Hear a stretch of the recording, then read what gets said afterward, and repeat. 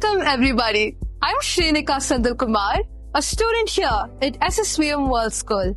And here at SSVM, we have introduced the Parent Engagement Program last year. And today, we have one of the parents with us, Mrs. Priya Sandal. She is a life skills coach and a motivational speaker. We are so delighted to have you here with us, ma'am. How important is mindset and personality? And what are some strategies to cultivate a positive mindset? See, for a plant, what's the most important part? The root, right? Likewise, what's the most important part of the personality or aspect of the personality is the mindset. Okay, so being optimistic, never give up, being growth oriented, being confident, all this, it's all the ingredients of a positive mindset. You asked me a question like, how to cultivate a positive mindset. I think I can share an example with you. A mother, she approached me some time before. She said she's finding it hard to balance between work and the personal life. And I gave her a technique. The technique is a gratitude journal. Like having a journal, and every single day, what was she grateful for the entire day? So what is she grateful for? So she has to list out 5 things. Over that time, when she started practicing that along with meditation and positive affirmations, all we could see her was that a shift in her mindset. So she moved from stress to an appreciative attitude, and over time she was able to bring out that positivity in her, and that radiated in her personal life and in her professional life. So mindset, that is the root of your personality, child, and every single day focus on being more optimistic, focus on being more confident. So ma'am, we've spoken about how mindset can help us change our confidence levels, our personality and everything. Now, what are some key techniques you use to help individuals build confidence and improve communication skills? So to improvise your communication skills, what I tell you is practice. In the sense, use every single opportunity if you get to speak, right? For example, I'll tell you, if I ask you to speak about football, definitely you will speak 3 minutes, 5 minutes, so on. The other hand, if I ask you to speak about nanotechnology, you'll be you'll have a little hesitation, a fear, an inhibition, because you do not have much information on that nanotechnology. So understand that when you have information, you are ready to speak.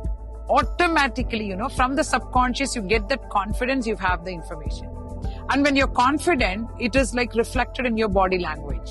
And when you present yourself, what happens is the audience, you get the appreciation and the encouragement from the audience.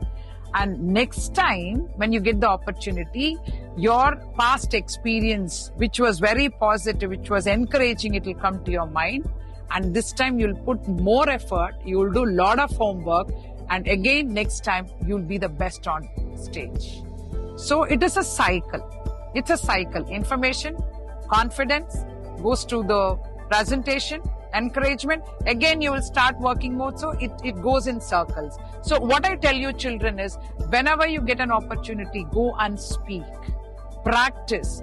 Do your homework. That will help you to develop your communication skills. Have a strong body language. That was very insightful, ma'am. Now, moving on to another question. How did you feel after conducting a session with students at SSVM World School? And were there any moments that stood out to you or aspects that you found particularly interesting? Oh, that was absolutely a fulfilling session, the energy, the enthusiasm and the curiosity the students displayed. That was overwhelming. Absolutely a very, very delightful session indeed with World School students. And you asked me about any aspect, any moment. I remember I gave the session on procrastination and resilience. And when I just showed them a work plan card, in fact, which my father gave to me when I was in 8th grade, I showed them that is like how to plan the work for the next day, and I had some cards to be given to them, 100 cards I remember.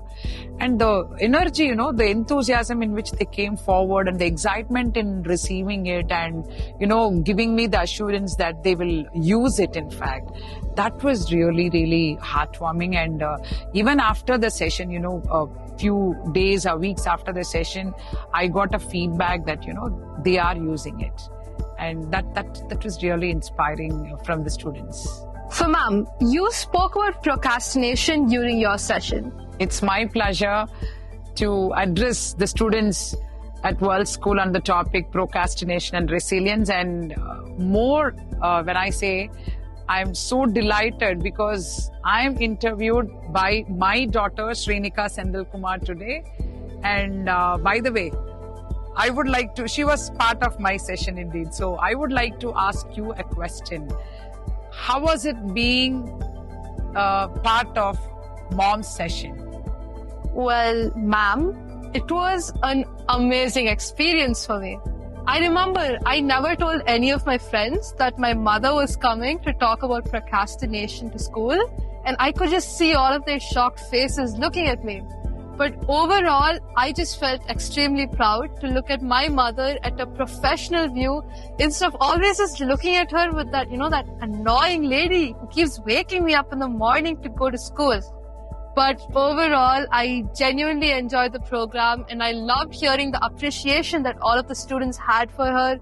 They told me they were inspired by her words, by what she did, by the activities she conducted, and it was an amazing day.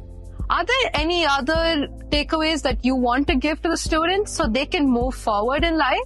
Takeaways for the younger generation, when you ask me, like I tell you, be self-disciplined, be self-motivated. Okay. So self-discipline, you will not give excuse for anything. You will just stay focused. Your concentration will be more. No matter what, stay focused. No matter what, don't get influenced by others' activities or words. So that will help you to grow up. Second thing, stay self-motivated. Like that will help you to keep your passion alive. And when your passion is alive, your progress will be in a consistent mode. So children, stay self-motivated, stay self-disciplined. I want these two things to be kept in mind if you have to reach greater heights in your life.